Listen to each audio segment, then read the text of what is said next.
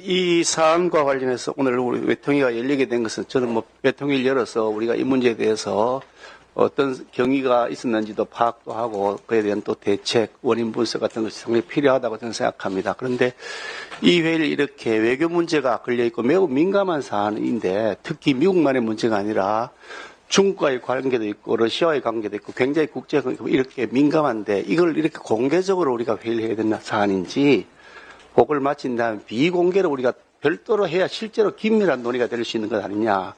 자칫 국회가 국가의 안전보장엔 뒷전이고 정쟁을 통해서 대한민국의 국익을 훼손하는 것이 아니냐. 이런 우려가 있습니다. 그래서 이게 민감한 외교적 문제를 공개적으로 할 사안이 아니라고 한다면 비공개로 하시는 것이 국익에 부합한다는 생각을 가지고 있다는 말씀을 드립니다. 예, 그 문제는 말씀하십시오.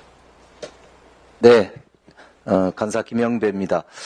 지금 굉장히 상반되는 말씀을 주셔서 당황스러운데요.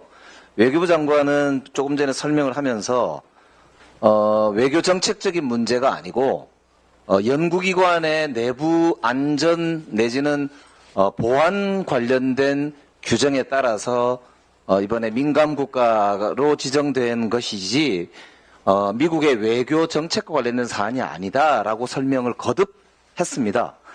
그런데 이 우리 외통위 회의를 지켜보고 있는 국민들께서는 이게 외교 정책적인 이유 때문에 오늘 민감국가로 지정되게 된 결과를 초래한 것 아니냐. 즉 핵무장론이나 우리 내부에서 미국의 NPT 체제를 준수하지 않을 수도 있다. 라는 한국 정부에 대한 우려 때문에 민감국가로 지정된 게 아니냐라는 우려도 제기되고 있고 거기다가 비상계엄 사태 이후로 비상계엄 과정에서 미국과 전혀 협의가 없이 군대를 이동시키고 특히나 북한을 자극해가지고 외환을 유치하려고 했던 거 아니냐라는 의혹까지 받고 있으면서 그러니까 미국이나 이 주한미군 사령관 입장에서는 한국이 이게 이제 NPT 체제를 준수하지 않을 뿐만 아니라 독자적으로 한미동맹의 근간을 흔드는 독자적 군 이동이나 군 활동을 명령할 수도 있는 거 아니냐.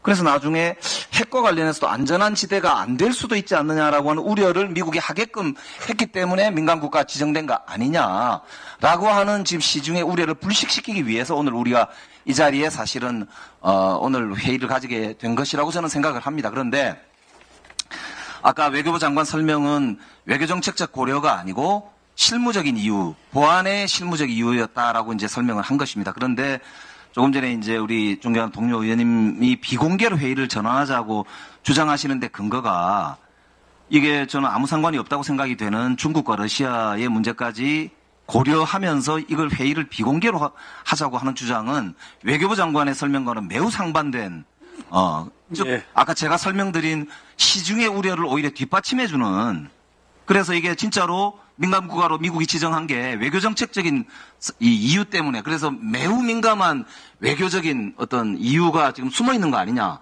하는 오히려 우려를 증폭시킬 수 있는 말씀이거든요.